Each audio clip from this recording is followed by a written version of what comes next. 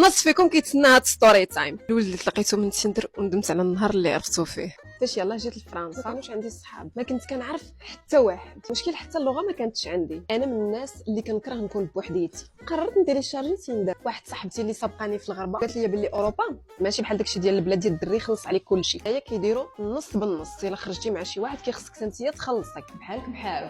فاش شارجي تيندر تعرفت مع واحد الولد، بقينا كنهضروا واحد شويه. واحد النهار قررنا باش نتلاقاو، داني لواحد القهوه كان فيها غير القطوط.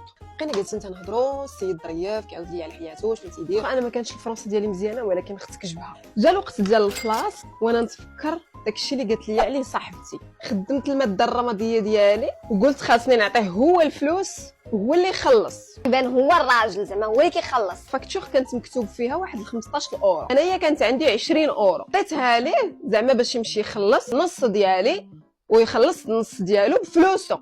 اراك هو شنو دار؟ شد من عندي الفلوس مشى خلص وبكل ثقه في النفس شد الصرف ودارو في جيبو. بقيت كنقول يا ربي نكون غير كنحلم. الطريق كلها ديال الدار غادا وانا مصدومه. صدقت جيت البلاد ماشي غير تخلصي معاه النص، خلص عليا وعليه ودا الصرف. نقول لك واحد الحاجه مهمه قبل ما نمشي، شتي هذاك الراجل اللي كتخلصي معاه النص بالنص راه كيجمع فلوسه لواحد اخرى اللي غادي تستاهلهم اكثر منك.